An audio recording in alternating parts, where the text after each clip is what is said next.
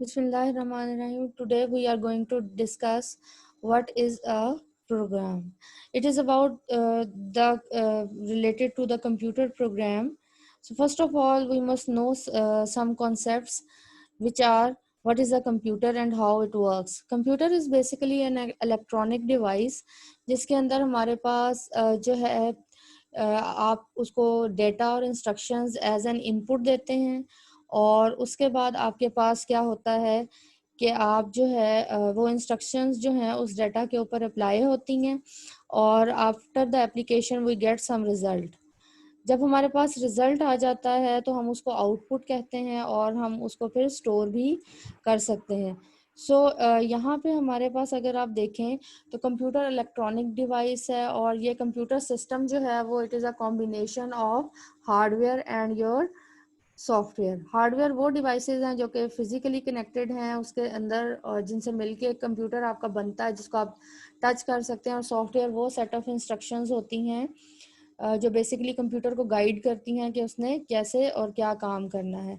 अगर आपके पास इंस्ट्रक्शंस हैं और उसका हार्डवेयर नहीं है तो भी काम नहीं हो सकता, और अगर हार्डवेयर है और सॉफ्टवेयर नहीं है यानी सेट ऑफ इंस्ट्रक्शंस नहीं है तो भी कंप्यूटर के ऊपर काम नहीं हो सकता। तो कंप्यूटर के अंदर जो है आप देखो कि इनपुट होती है, फिर प्रोसेसिंग होती है, then we get the output और द रिजल्ट, और उसके बाद हम उसको अगर चाहें तो स्टोर कर सकते हैं। अब आपके पास कंप्यूटर प्रोग्राम क्या चीज़ है।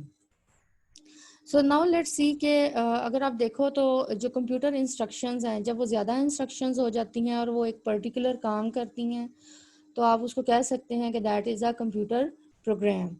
ठीक है।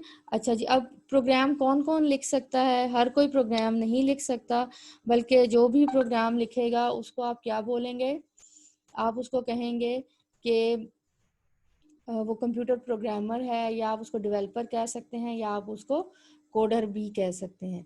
इसी तरह जब आप प्रोग्रामिंग लैंग्वेज, अब क्या चीज़ है प्रोग्रामिंग लैंग्वेज? अब जैसे अगर मैंने आपके साथ कम्युनिकेट करना हो तो हम कोई लैंग्वेज यूज़ करते हैं, वी कैन यूज़ इंग्लिश और उर्दू, और you can say Punjabi and all the languages we understand. ठीक है। अब कंप्यूटर को जब आपने इंस्ट्रक्शंस देनी है तो अब वो कंप्यूटर की जो इंस्ट्रक्शंस होंगी वो कैसे होंगी? आप उनको रिटन फॉर्म में भी दे सकते हैं, और यूजुअली हम रिटन फॉर्म में देते हैं, लेकिन जो लेटेस्ट हैं उनका वोकल इंस्ट्रक्शंस भी देते हैं। ठीक है। तो अब वो जिस लैंग्वेज में आप जो लैंग्वेज यूज़ करते हुए आप इंस्ट्रक्शंस देंगे उसको कहते हैं प्रोग्रामिंग लैंग्वेज। ठीक है। एंड यूजुअली अभी जो हम बात कर रहे हैं वो रिटन फॉर्म में जो इंस्ट्रक्शंस होती हैं उनकी बात कर रहे हैं। ठीक। अच्छा जी, अब वो जो इंस्ट्रक्शंस हैं, जिस तरह अगर लेट्स से मैं अगर रैंडम वर्ड्स बोलूं इंग्लिश में या उर्दू में या किसी भी और लैंग्वेज में, तो आप उसको अंडरस्टैंड नहीं कर पाएंगे। ठीक है, क्योंकि मैं I am not properly following the format of it. ठीक। इसी तरह जब आप कंप्यूटर लैंग्वेज यूज़ करते हैं और अगर आप उसके फॉर्मेट को प्रॉपरली फॉलो नहीं करते तो क्या होता है, आपके पास एरर्स आते हैं, यानी कंप्यूटर उसको अंडरस्टैंड ही नहीं कर पाएगा। तो अब आपके पास क्या हुआ कि जो आपके रूल्स ऑफ एनी लैंग्वेज हैं, कंप्यूटर की लैंग्वेज है, उसको आप क्या बोलते हैं? सिंटैक्स बोलते हैं। ठीक है। और उस सिंटैक्स को अगर आपने काम करना है तो आपको उस सिंटैक्स को क्या करना पड़ेगा? फॉलो करना पड़ेगा। अगर आप उस फॉर्मेट को फॉलो नहीं करेंगे तो आप प्रॉपरली इंस्ट्रक्शंस जो हैं वो कंप्यूटर को नहीं दे पाएंगे, और जब आप उसको प्रॉपर इंस्ट्रक्शन नहीं देंगे तो हम क्या कहेंगे? उसको सिंटैक्स एरर कहेंगे। जिस तरह अगर आप देखो कि अगर आपने कैलकुलेटर को यूज़ करते हैं और 2+ और आगे इज इक्वल टू का सिंबल जो है वो यूज़ कर दें, तो अब यहाँ पे आपको कौन सा एरर आएगा? सिंटैक्स एरर आता है, क्योंकि वो क्या एक्सपेक्ट कर रहा था? Any other number, 2+ any other number, let's say 5। तो जब आप ये करते हैं और इज इक्वल टू का सिंबल प्रेस करते हैं तो आपको रिजल्ट आता है। लेकिन जब आप प्लस जो है वो क्या करेंगे? रिमूव कर देंगे और फिर एक और ऑपरेटर डाल देंगे इज इक्वल टू का, तो जाहिर है वो क्या एक्सपेक्ट कर रहा था? नंबर, और अब आपने उसको क्या दे दिया? ऑपरेटर। ठीक है। तो अब आपके पास कौन सा एरर आएगा? सिंटैक्स एरर आ जाएगा। उसके बाद आगे फर्दर देखते हैं कि कंप्यूटर जो है वो कौन सी लैंग्वेज को यूज़ करता है। अब अगर हम देखें तो कंप्यूटर को हमने कहा था कि हमारे पास जो है वो हम प्रोग्रामिंग लैंग्वेज जो है कंप्यूटर की प्रोग्रामिंग लैंग्वेज तो आपको समझ आ गई ना, कि जिसके अंदर हम कंप्यूटर को इंस्ट्रक्शंस देते हैं रिटन फॉर्म में, जो उसके रूल्स हैं, ठीक है, उनको फॉलो करते हुए। उन रूल्स को क्या कहते हैं? सिंटैक्स कहते हैं। और अगर हम उनको फॉलो नहीं करेंगे तो कंप्यूटर काम नहीं करेगा और हमें एरर दे देगा, और उस एरर को हम क्या बोलेंगे? Syntax error. उसके बाद देखें कि कंप्यूटर जो है हमारे पास, वो बाइनरी लैंग्वेज या मशीन लैंग्वेज या बाइनरी कोड को यूज करता है। बाइनरी मीन्स टू, ठीक है। अब वो कौन क्या है? टू, वो जीरो है और वन है, ठीक है। और इन जीरोज एंड वंस को मिलाकर हम क्या बनाते हैं? जीरोज एंड वंस के कॉम्बिनेशन बनाते हैं, ठीक है। अब ये जो अगर आप डायग्राम को देखें तो आपके पास क्या है कि ये जो कलर्स आपको नजर आते हैं, ये जो सिंबल्स आपको नजर आते हैं, ये जो अल्फाबेट्स आपको नजर आते हैं कंप्यूटर के ऊपर, बेसिकली ये आपको नजर आ रहे हैं। ये कलर्स, ये सिंबल्स, ये अल्फाबेट्स, ये नंबर्स, ये आपको डिस्प्ले करवाए जाते हैं। बैकएंड के ऊपर कंप्यूटर क्या कर रहा था? वो जीरोज एंड वंस के ऊपर काम कर रहा था। जिस तरह आप डायग्राम में देखो तो ए का ये कोड बाइनरी कोड है, ठीक है। ये देखें, आपके पास बाइनरी कोड्स दिए हुए। अब humanly we can not understand them, ठीक है, या it will take a lot of time to understand them. लेकिन कंप्यूटर की लैंग्वेज है, इसलिए वो जल्दी जल्दी इसको प्रोसेस कर लेता है, ठीक है। तो कंप्यूटर जो लैंग्वेज यूज करता है उसको बाइनरी लैंग्वेज कहते हैं। और इसके अलावा कंप्यूटर की लैंग्वेजेस के अलावा और भी बहुत सारी लैंग्वेजेस हैं, ठीक है। और लेकिन कंप्यूटर की बेसिक लैंग्वेज क्या है? बाइनरी है। फिर हम कंप्यूटर को कैसे इंस्ट्रक्शंस दे सकते हैं? वो हमारे पास और भी लैंग्वेजेस हैं, जिसमें हमारे पास मशीन लैंग्वेज है, असेंबली लैंग्वेज है, बेसिक है, और ये बहुत सारी लैंग्वेजेस कुछ आपकी बुक्स में भी मेंशन है। तो इन लैंग्वेजेस के थ्रू हम कंप्यूटर को क्या दे सकते हैं? इंस्ट्रक्शंस दे सकते हैं। मूविंग फॉरवर्ड, अब आपके पास क्या है? Language translate. अब अगर हम किसी लैंग्वेज में, लेट्स से मेरी लैंग्वेज उर्दू है, मुझे इंग्लिश नहीं आती, और जिससे मैंने कम्युनिकेट करना है उसको वो चाइनीज है, उसको उर्दू नहीं आती। So how we can communicate? तो कम्युनिकेट हम कैसे कर पाएंगे? कि हमें एक लैंग्वेज ट्रांसलेटर की ज़रूरत होगी जिसको वो दोनों लैंग्वेजेस आती हों। यानी जो लैंग्वेज ट्रांसलेटर होगा उसको उर्दू भी आती हो और उसको चाइनीज़ भी आती हो, ताकि जो मैं कहूँ वो उसको कन्वर्ट कर दे चाइनीज़ में। और जो चाइनीज़ पर्सन है, अगर वो जो चाइनीज़ पर्सन है, अगर वो कोई बात करे तो जो लैंग्वेज ट्रांसलेटर है आपका, उसको किस में कन्वर्ट कर दे? उर्दू में, ताकि मैं अंडरस्टैंड कर सकूं। तो होपफुली लैंग्वेज ट्रांसलेटर का आपको समझ आ गया। और कंप्यूटर में भी ये ऐसे ही काम करता है। एक लैंग्वेज को, यानी जो जिस लैंग्वेज में मैंने इंस्ट्रक्शंस दी हैं, असेंबली लैंग्वेज में दी हैं, जावा में दी हैं, या किसी और लैंग्वेज में दी हैं, उसको वो कन्वर्ट कर दे किसके अंदर? मशीन लैंग्वेज के अंदर, which is in the form of zeros and ones. अब लैंग्वेज ट्रांसलेटर्स की कुछ टाइप्स हैं, जिसमें कंपाइलर है, इंटरप्रेटर है और असेंबलर है, ठीक है। अब कंपाइलर का नेम आपकी बुक में यूज हुआ है, लेकिन ये जो फर्दर दो नेम्स हैं ये आपकी बुक में यूज नहीं हुए। So for you, language translator basically translates one language, programming language, into computer language, ठीक है। और कंप्यूटर लैंग्वेज क्या है? बाइनरी फॉर्म है। और अगर आप डायग्राम भी देखें तो it is very much clear कि ये क्या कर रहा है, and it is two way. Okay, moving towards the next topic, that is of algorithm. Algorithm basically आपके पास क्या है? स्टेप बाय स्टेप इंस्ट्रक्शंस होती हैं, ठीक है। और आपके पास आप इंस्ट्रक्शंस लिखते हैं, and your instructions must be very much clear कि आप करना क्या चाह रहे हो, ठीक है। सिंपल होनी चाहिए और क्लियर होनी चाहिए। जैसे फॉर एग्जांपल मैंने अगर चाय बनानी है, तो चाय की जो आप कह लो कि उसकी पूरी रेसिपी जो है, ठीक है, टी की जो फुल रेसिपी है वो आप कैसे लिखेंगे? कि आप उसके अंदर प्रॉपरली पहले क्या करेंगे, फिर दूसरे नंबर पे क्या करेंगे, फिर तीसरे नंबर पे क्या करेंगे, और ये सारी चीजें जो हैं आपके पास आ जाएंगी, ठीक है। अगर आप प्रॉपर सीक्वेंस को फॉलो नहीं करते, लेट्स से जिस टाइम पे शुगर ऐड करनी थी मैंने नहीं करी, जिस टाइम पे मैंने फॉर एग्जांपल अगर टी लीव्स डालने थे मैंने नहीं डाले, तो मेरे पास रिजल्ट तो आएगा but that will not be appropriate, ठीक है। सो अगर आप डायग्राम को देखें तो हमारे पास कुछ इनपुट्स होंगी, फिर उनके ऊपर कुछ हम रूल्स लगाएंगे, उनको किसी सीक्वेंस में जो है हम लिखेंगे, ठीक है, और फिर उसके बाद हमारे पास क्या आएगा, कुछ आउटपुट्स यानी रिजल्ट्स आ जाएंगे। तो एल्गोरिदम बेसिकली क्या है, आपके पास रूल्स हैं और हम इसकी फर्दर एग्जांपल्स बहुत सारे अभी डिस्कस भी करेंगे। देन आगे चलते हैं, हमारे पास आगे है फ्लो चार्ट्स। अच्छा, अब फ्लो चार्ट बेसिकली जैसे मैंने एल्गोरिदम लिखा, ठीक है, स्टेप्स लिख लिए सारे 1 2 3 करके, उसके बाद आपके पास जो फ्लो चार्ट होता है वो बेसिकली आपके पास क्या होता है, उसी एल्गोरिदम को पिक्चर की फॉर्म में आप लिख देते हैं, ठीक है। लेकिन अब पिक्चर की फॉर्म बनाने के लिए आपको कुछ शेप्स का अंडरस्टैंड करना बहुत ज़्यादा ज़रूरी है। अब वो क्या शेप्स हैं, let's see them one by one. तो फ्लो चार्ट को पहले अंडरस्टैंड करेंगे हम कि फ्लो चार्ट आपके पास पिक्चर फॉर्म होती है, ठीक है, किसकी, एल्गोरिदम की। एल्गोरिदम तो इंग्लिश में हमने क्या लिखे हैं, स्टेप्स लिखे हैं, और उन स्टेप्स को अब हम किस फॉर्म में लिख रहे हैं, पिक्चर की फॉर्म में लिख रहे हैं। तो अगर आप देखो इस डायग्राम को तवज्जो से, तो हमें क्या पता चल रहा है कि दो नंबर्स हैं कोई, उनको हम ऐड कर रहे हैं, उसके बाद उनको क्या कर रहे हैं, डिस्प्ले करवा रहे हैं या प्रिंट करवा रहे हैं, और उसके बाद एंड हो रहा है।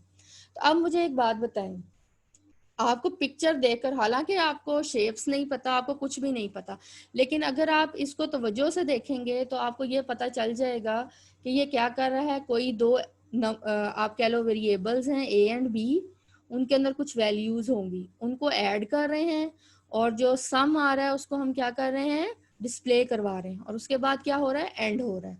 तो होपफुली ये चीज आपको क्लियर हो गई। अभी आपको शेप्स नहीं पता, लेकिन आपको देखने से पता चल रहा है कि ये जो डायग्राम है, जो फ्लो चार्ट है, वो कर क्या रहा है, ठीक है। तो फ्लो चार्ट को दोबारा समझ लेंगे, फ्लो चार्ट किसकी पिक्चर रिप्रेजेंटेशन है, एल्गोरिदम की। तो आपको एल्गोरिदम में आप स्टेप्स लिखते हैं, और फ्लो चार्ट में उन्हीं स्टेप्स को आप किस में कन्वर्ट कर देते हैं, फ्लो चार्ट में, यानी शेप में। तो आए देखते हैं कि आपके पास जो फ्लो चार्ट के सिंबल्स हैं वो कौन से हैं। अच्छा जी, जब आपने स्टार्ट और एंड लगाना है, ठीक है, तो वो आपके पास ओवल में लिखा जाता है, ठीक है, ये ओवल है। And your shapes must be very much clear. अगर वो क्या होंगी, वेग होंगी, तो आपको मार्क्स नहीं मिलेंगे। आपकी शेप भी प्रॉपर होनी चाहिए, और जो शेप में आप लिखेंगे वो भी प्रॉपर होना चाहिए, वरना आपको मार्क्स नहीं मिलेंगे फ्लो चार्ट में, ठीक है। It is sort of mathematical thing, कि अगर आपकी शेप भी ठीक है और आपने अंदर ठीक लिखा हुआ है तो आपको मार्क्स मिलेंगे, अगर शेप गलत है, अंदर ठीक लिखा है, मार्क्स नहीं मिलेंगे, एंड सो ऑन। तो shape and the written text in it must be clear and correct. अच्छा जी, अगर आपने इनपुट और आउटपुट देनी है, जिस तरह अगर फर्ज करें आपने केक बनाना है, तो केक के इंग्रेडिएंट्स सब आपके पास क्या है, इनपुट है, ठीक है, और जो बेक्ड केक है वो आपके पास क्या है, आउटपुट है, ठीक है। तो इनपुट्स और आउटपुट्स हम किस में लिखेंगे, पैरेललोग्राम में। शेप को देख लें, और जब आपने शेप्स ड्रॉ करनी है तो they must be as clear as these. अच्छा जी, उसके बाद आगे चलते हैं, जब आपने प्रोसेसिंग करवानी है, यानी आप मिक्सिंग कर रहे हैं, उसके अंदर इंग्रेडिएंट्स ऐड कर रहे हैं, सारा कुछ जो भी एक्शंस परफॉर्म कर रहे हैं, ठीक है, उस केक के ऊपर, तो वो सारे किस में आएंगे, ये जो रेक्टेंगल आपके सामने बना हुआ है, ठीक है, जो रेक्टेंगल आपके सामने बना हुआ है, it is used for processing, यानी वी आर डूइंग समथिंग और परफॉर्मिंग सम एक्शंस, ठीक है, ऑन दोज वेरी इनपुट्स। अच्छा जी, उसके बाद अब आपके पास फर्दर आगे क्या आ जाता है, देन आपके पास है डायमंड, इसको आप मैथमेटिक्स में रोम्बस भी कहते हैं, ठीक है। तो इस डायमंड में हम क्या लिखते हैं, कंडीशंस लिखते हैं। कंडीशन सिंगल भी हो सकती है, मल्टीपल भी हो सकती हैं, यहाँ हम सिंगल कंडीशन की बात कर रहे हैं। तो अगर हम ध्यान से देखें तो यहाँ पे हम कंडीशन लिखेंगे, और जब आप कंडीशंस इसके अंदर लिखेंगे, और फिर एक चीज का ख्याल रखेंगे, कंडीशन या ट्रू होती है या क्या होती है, फॉल्स होती है। यानी एक एग्जांपल ले लें आप कि इफ यू स्टडी, तो स्टडी क्या है, कंडीशन है। अगर कंडीशन ट्रू है तो आप क्या हो जाएंगे, पास हो जाएंगे, और अगर कंडीशन आपकी फॉल्स है तो आप क्या हो जाएंगे, खुदा ना खास्ता फेल हो जाएंगे। तो जो भी आपकी कंडीशंस होंगी वो आप किस सिंबल में लिखेंगे, डायमंड सिंबल में लिखेंगे, ठीक है। अच्छा जी, फिर इसको फ्लो चार्ट कहते हैं। तो why we said flow chart, क्योंकि all the shapes are attached with each other. अब वो अटैच कैसे होती हैं? Through the flow lines. अगर राइट साइड पे जाना है तो राइट एरो लगाएंगे, अगर लेफ्ट साइड पे जाना है तो लेफ्ट एरो लगाएंगे, अपवर्ड्स मूव करना है तो अप एरो लगाएंगे, और डाउनवर्ड्स मूव करना है तो डाउन एरो लगाएंगे। एक चीज का यहाँ पे ख्याल रखें, अगर आप एरो हेड नहीं लगाएंगे तो इट मीन्स टू वे, तो आपका जो कनेक्टिविटी है वो क्या हो जाएगी? खराब हो जाएगी और आपको मार्क्स नहीं मिलेंगे। तो जब भी आपने लाइन लगानी है उसके साथ एरो हेड मस्ट लगाना है। अगर एरो हेड नहीं लगाएंगे तो it is considered as two way, और फिर रोते हुए मार्क्स लेने नहीं आएंगे आप। ठीक है, तो एरो हेड्स आर मस्ट। और एरो हेड्स क्या करते हैं? ये जो फ्लो लाइंस हैं ये किनके साथ? इन सारे सिंबल्स के साथ क्या होती हैं? अटैच होती हैं। ठीक है, अगली जो लाइन है आपके पास वो जो आपका अगला सिंबल है दैट इज अ कनेक्टर। अब ये कनेक्टर क्या कर रहा होता है? कनेक्टर यानी अब आपका अगर फ्लो चार्ट यानी जो पिक्चर है, फ्लो चार्ट है, वो एक पेज से दूसरे पेज पे जा रहा है, तो अब आप क्या करेंगे? उसको वैसे ही लाइन को दरमियान में नहीं छोड़ देंगे, बल्कि आप एक पेज पे क्या लगाएंगे?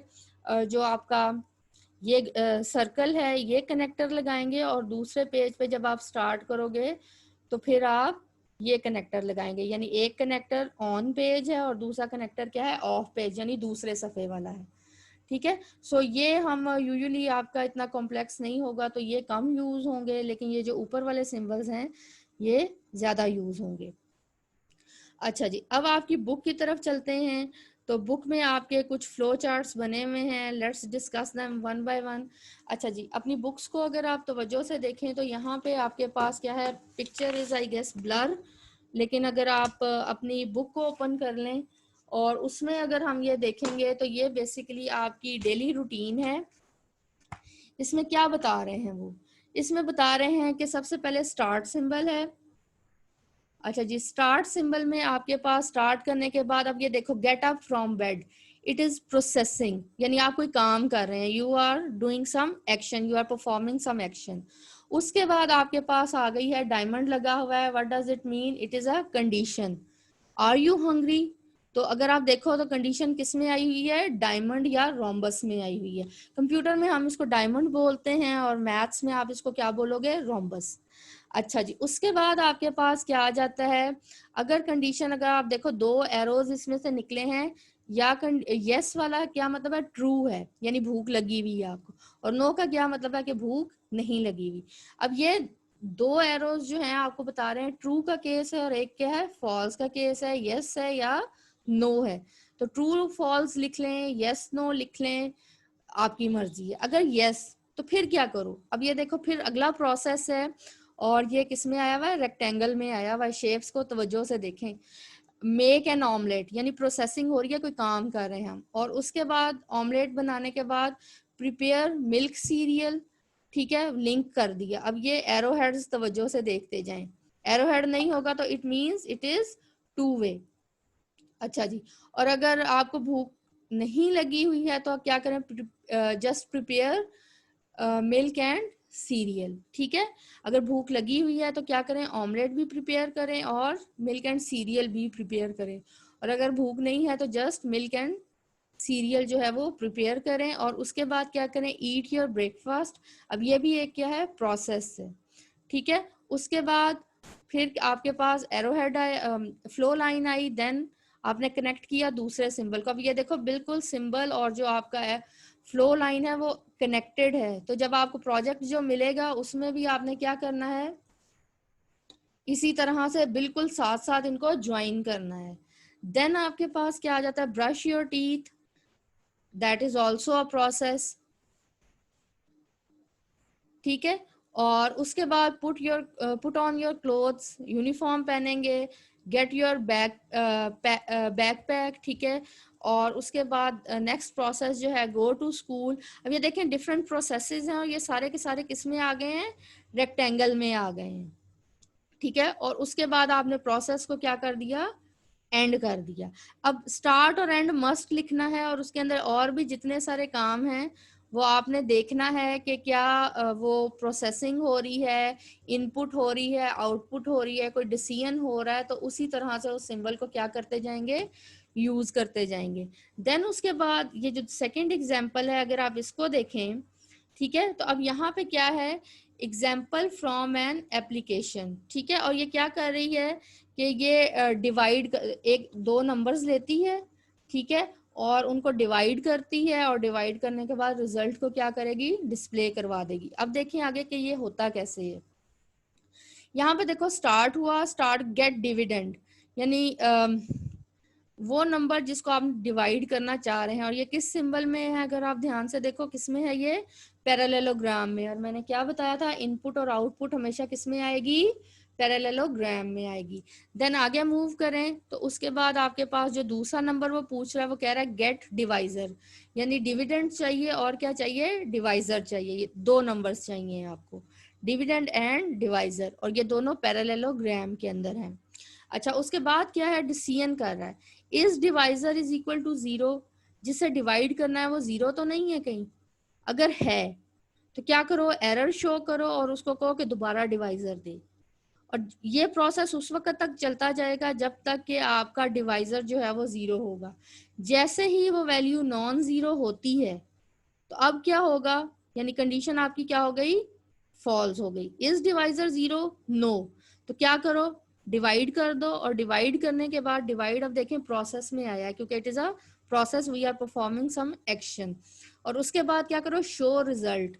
अब शो रिजल्ट यानी आउटपुट आ गई, तो आउटपुट किस में आती है, पैरेललोग्राम में आती है। और उसके बाद आप इसको क्या कर देंगे, स्टॉप कर देंगे। तो hopefully it is clear now. Okay, here are some more examples which I have added, क्योंकि आपने आगे प्रोजेक्ट भी बनाना है, तो अब ये देखें साथ साथ चलते जा रहे हैं, एल्गोरिदम और फ्लो चार्ट। अब इसको बहुत ध्यान से समझ लें। अब एल्गोरिदम है आपके पास, आपने क्वेश्चन को ध्यान से पढ़ना है, algorithm and draw the flow chart of to add two numbers, ठीक है। तो एल्गोरिदम में हमें कैसे लिखेंगे, स्टार्ट करेंगे, फिर रीड ए एंड बी, ठीक है, यानी दो आप वेरिएबल्स लेंगे जिनमें वैल्यूज होंगी, उसके बाद कैलकुलेट करेंगे ए एंड बी को, और रिजल्ट किस में स्टोर कर देंगे, सी में। और उसके बाद क्या करेंगे, सी को प्रिंट करवा लेंगे, और उसके बाद उसको एल्गोरिदम में क्या कर देंगे, खत्म कर देंगे, यानी स्टॉप कर देंगे। तो एल्गोरिदम आपने ऐसे लिखना है, ठीक हो गया। अच्छा जी, अब ये सारे स्टेप्स हैं टू ऐड टू नंबर्स। अब आप क्या करेंगे, फ्लो चार्ट कैसे बनाएंगे, ध्यान से देखें अगर, तो सबसे पहले स्टार्ट सिंबल ओवल में आया, फिर आपने रीड किया ए एंड बी, यानी दो नंबर्स आपने लिए। उसके बाद हमने उनको ए प्लस बी को ऐड करवाया, और रिजल्ट किस में स्टोर करवा दिया, सी में, ठीक है। उसके बाद सी को क्या करवा दें, प्रिंट करवा दें। अच्छा जी, सी को आपने प्रिंट करवा दिया, ठीक है। और ये प्रिंटिंग देखो, इनपुट और आउटपुट, इनपुट और आउटपुट जो है वो दोनों किसके अंदर हैं, पैरेललोग्राम के अंदर हैं। ये देखें, स्टार्ट और एंड किस में है, ओवल के अंदर है, ठीक है। और जो प्रोसेसिंग हो रही है वो किसके अंदर हो रही है, रेक्टेंगल के अंदर हो रही है। सो इन चीजों को आपने ख्याल रखना है, ठीक। तो ये आपका एल्गोरिदम, आप ऐसे स्टेप्स लिखेंगे और फ्लो चार्ट उसका ऐसे बनाएंगे। एक और एग्जांपल देखते हैं।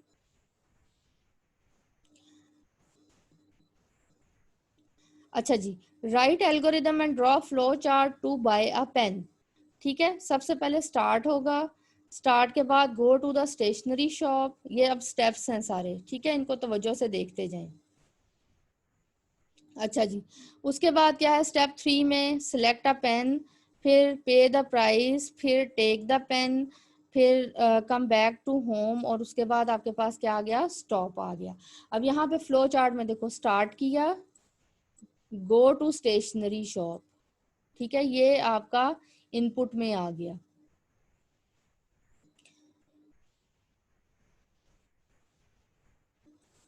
अच्छा जी, उसके बाद शेप्स बहुत सारी हैं, वो जैसे जैसे रिक्वायर्ड होती हैं हम वैसे वैसे यूज़ करते जाते हैं, ठीक है।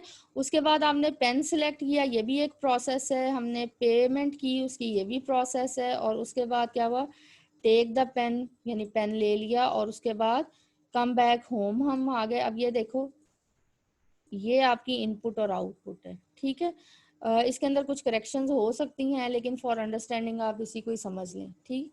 अच्छा जी, और ये देखें फ्लो लाइंस आपकी बिल्कुल सिंबल्स के साथ अटैच हैं विद द एरो हेड्स, ठीक है, तो ये ख्याल रखना है आपने। और उसके बाद देखें आपने इसको क्या कर दिया, स्टॉप कर दिया, ठीक। अच्छा जी, उसके बाद जो है हम अगली एग्जांपल पे मूव करते हैं। तो अगली एग्जांपल अगर हम देखें तो इसमें हम टेम्परेचर को कैलकुलेट करवा रहे हैं।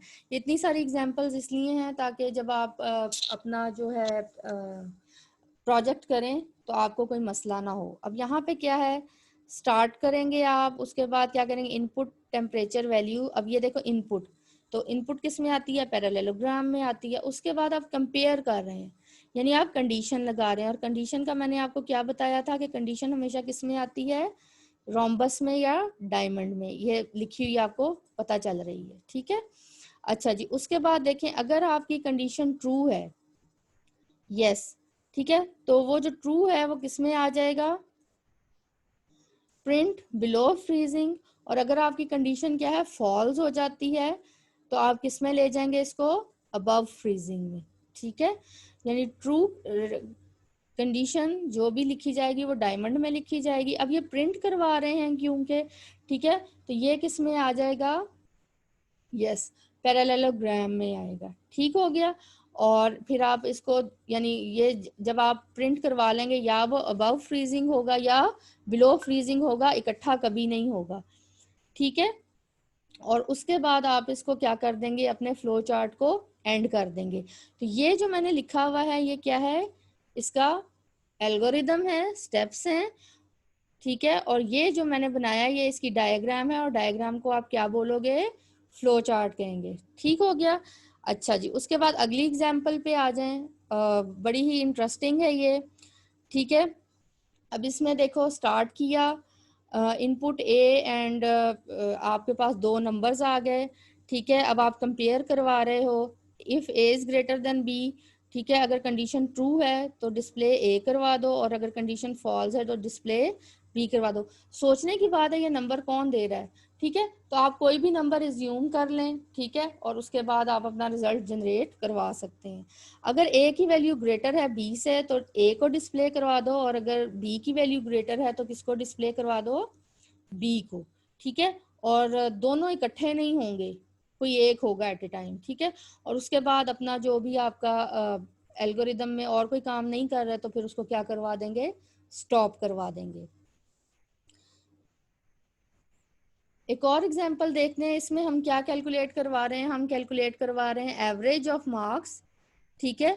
और उसके बाद हम क्या कर रहे हैं कि अगर मार्क्स जो हैं वो लेस देन 50 हैं तो क्या कर दो, फेल कर दो, डिस्प्ले करवा दें फेल। और अगर जो एवरेज है वो ग्रेटर देन क्या है 50 है तो उसको क्या करवा देंगे, पास करवा देंगे, और उसके बाद स्टॉप कर देंगे। आपने इन सारे स्टेप्स को लिखना है जब आप एल्गोरिदम लिखेंगे, ठीक हो गया। अच्छा जी, अब यहाँ पे अगर आप फ्लो चार्ट पे आ जाएं तो स्टार्ट, स्टार्ट किस में आता है, स्टार्टर एंड ओवल में, ठीक है। उसके बाद इनपुट क्या है आपके पास, M1 यानी मार्क्स 1, मार्क्स 2, मार्क्स 3, मार्क्स 4, ठीक। उसके बाद अब आप क्या करें, एवरेज, एवरेज कैसे कैलकुलेट होती है, सारे जो नंबर्स हैं उनको ऐड करें, और ऐड करवाने के बाद किससे डिवाइड करवा दें, 4 से।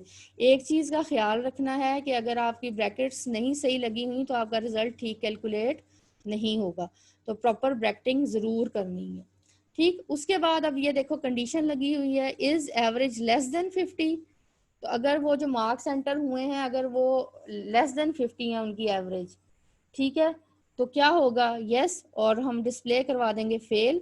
और अगर वो 50 से अबव है, कंडीशन क्या हो जाएगी, हो गई no. Is average less than, let's say 60 है एवरेज, तो इज 60 लेस देन 50, नो, तो क्या करवा दें, प्रिंट पास, और उसके बाद अपने फ्लो चार्ट को क्या करवा देंगे, स्टॉप करवा देंगे, ठीक है। अच्छा जी, तो hopefully these examples are clear. अब आगे चलते हैं। अब ये एग्जांपल वो है जो लास्ट टाइम भी हमने डिस्कस की थी कि इसमें हम क्या कैलकुलेट करवा रहे हैं। हम इसके अंदर यूज़र से उसकी करंट ईयर ले रहे हैं, बर्थ ईयर पूछ रहे हैं, उसके बाद अगर करंट ईयर जो है वो बर्थ ईयर से ग्रेटर है तो हम क्या कर रहे हैं, एज कैलकुलेट करवा रहे हैं। और अगर जो है बर्थ ईयर जो है वो ग्रेटर है किससे, करंट ईयर से, तो हम उसको कह रहे हैं कि प्रॉपर अपना बर्थ ईयर बताओ so that we can calculate. ठीक है। और उसके बाद जब तक वो नहीं देता हम उसे लेते रहेंगे कि आस्क फॉर बर्थ ईयर। ठीक है। और जैसे ही वो आपको अपना बर्थ ईयर दे देगा which is less than the current year, तो आप क्या करेंगे, सब्ट्रैक्शन करेंगे। सब्ट्रैक्शन कैसे करेंगे, लेट्स से 2020 में से माइनस कर देंगे 2007। ठीक है। उसके बाद उस पर्सन की जो एज है उसको प्रॉपरली डिस्प्ले करवा देंगे। और ये देखो ओवल्स, इनपुट्स के लिए पैरेललोग्राम्स, डिसीजन के लिए रोम्बस या डायमंड। ठीक है। और उसके बाद ये देखें आपने एज डिस्प्ले करवा दी और आपने प्रोसेस को क्या कर दिया, फिनिश कर दिया। तो ये डायग्राम आपकी बुक में भी बनी हुई है। अच्छा जी, उसके बाद अब हम देखते हैं कि आपके पास steps for creating a program क्या होते हैं। Steps for creating the program में अगर आप देखो तो यहाँ पे हमारे पास क्या है, सबसे पहले आपके पास प्रॉब्लम होगा। उस प्रॉब्लम को छोटे चंक्स में डिवाइड कर लें तो वो सब प्रॉब्लम्स बन जाएंगे। ठीक है। अब जब वो सब प्रॉब्लम्स आपके पास बन जाएंगे तो अब आप क्या करेंगे, उनके एल्गोरिदम्स बनाने शुरू करेंगे। यानी सब प्रॉब्लम्स के आप छोटे छोटे सॉल्यूशंस बनाएंगे, एल्गोरिदम्स बनाएंगे। ठीक है। अब जब आपके पास एल्गोरिदम बन गए तो अब सब प्रॉब्लम्स के आपने स्टेप 4 में क्या बनाना है, उनके फ्लो चार्ट्स बनाएंगे। यानी सब प्रॉब्लम्स के एल्गोरिदम बनाने के बाद हम सब प्रॉब्लम्स का क्या बनाएंगे, फ्लो चार्ट। जब हम फ्लो चार्ट बना लेंगे उसके बाद हम क्या करेंगे, सब प्रॉब्लम जो फ्लो चार्ट्स बने हैं उनको कन्वर्ट कर देंगे किसके अंदर, प्रोग्रामिंग लैंग्वेज कोई भी यूज करते हुए छोटे छोटे उनके प्रोग्राम्स बना लेंगे, कोड बना लेंगे स्टेप 5 में। ठीक है। जब आपके कोड्स यानी प्रोग्रामिंग लैंग्वेज में छोटे छोटे प्रोग्राम्स बन गए उसके बाद हम क्या करेंगे, स्टेप 6 में हम उन छोटे छोटे प्रोग्राम्स को क्या कर लेंगे, कंबाइन करके एक बड़ा प्रोग्राम बना लेंगे। ठीक है। उसके बाद हम क्या करेंगे, उसके बाद हम ये करेंगे कि हम अपने प्रोग्राम को टेस्ट करेंगे। टेस्ट करने के बाद हम क्या करेंगे, उसको ट्रायल पे यूज़ करेंगे कि whether it is working properly और नॉट। और जब वो हो जाएगा तो उसके बाद उसको डिलीवर कर देंगे जिसको भी हमने डिलीवर करना है। ठीक है। और एक चीज़ का ये ख्याल रखें कि जो आपका वैलिड डेटा है और करेक्ट डेटा है वो डिफरेंट चीज़ें होती हैं, समटाइम्स सेम होते हैं और समटाइम्स क्या होते हैं, डिफरेंट होते हैं। Hopefully this topic is now very much clear to you people. और कोई इश्यूज हों तो फिर हम डिस्कस कर लेंगे। अल्लाह हाफिज़।